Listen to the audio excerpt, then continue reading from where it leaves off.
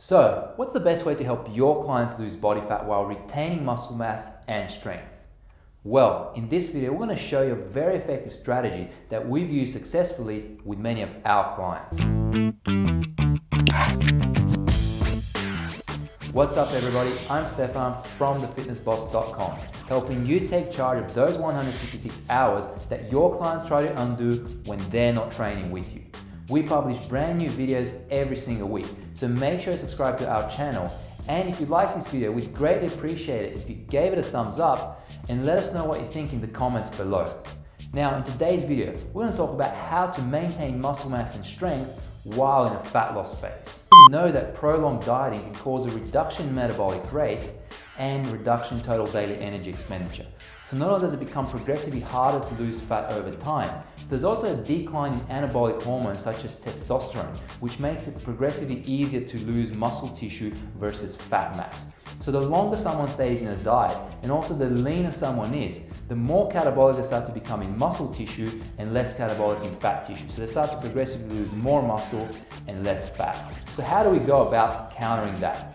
Well, firstly, if you slow your dieting down, studies have shown if you lose weight over a longer period of time, you actually spare more lean muscle tissue and you maintain strength. Whereas if the faster you diet or the more drastic your caloric reduction is, the more likely you are to lose muscle and to lose strength.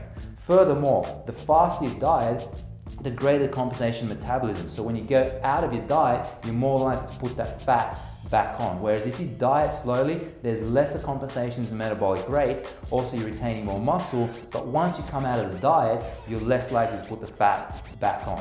So the first point I want to make is make sure you slow your dieting down, okay? The leaner someone is, generally the lower the deficit need to be. So if you have a very overweight person, you can put them in a 30-35% energy deficit. But when it comes to a leaner person, you probably want to be going around 15 to 20% deficit at most. Because if you increase the deficit beyond that, you're increasing the likelihood of that person losing lean muscle tissue.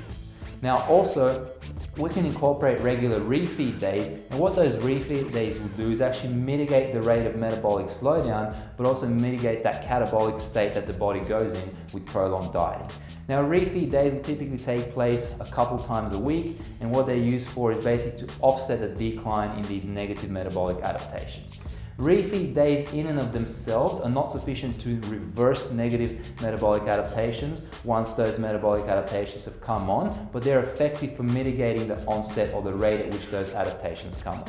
So that's another strategy you can use, is regularly implementing refeed days, and that becomes more important especially for leaner individuals. So when you have a male, for example, 10% or less, or when you have a female, 16% or less. If you have a more overweight client, refeed days are probably not as significant, just like using a smaller deficit is not as significant, because when someone has a high amount of fat mass, they're naturally going to spare more lean tissue, okay? The body senses high fat mass as an energy reserve, so it's more likely to oxidize or immobilize fat as the primary fuel source versus lean tissue. But when someone becomes leaner and leaner, now they have a small amount of fat mass, and the body's proportionally going to catabolize more lean tissue instead of fat mass. So this is when it becomes important to closing the deficit a little bit and also incorporate regular refeed days. Now the third strategy that we can implement here, as we mentioned, refeed days alone will not actually reverse negative metabolic adaptations. To actually reverse negative metabolic adaptations, you need to take someone out of their diet for longer periods.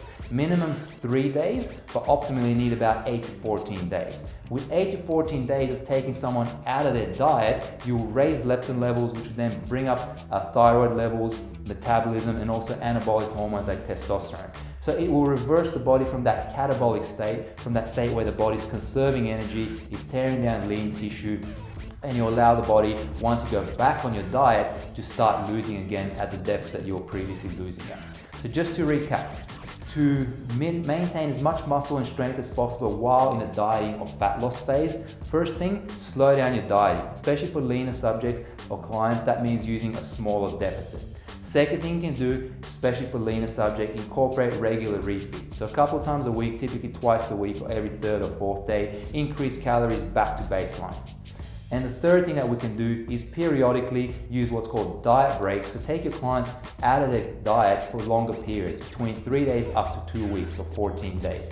And typically those diet breaks will come every 6 to 8 weeks or even sooner, depending on how lean the client is and how often they crash. And that'll do it for today's video. We'll see you in the next video. If you like this video, make sure to hit the like button and definitely subscribe to the Fitness Boss channel. We post videos like this every week, providing you with tips and practical tools to getting ahead with business building, client training, and social media.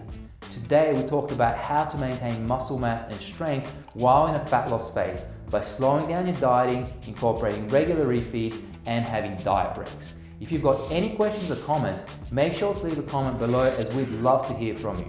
Thanks for watching, and I'll see you next time.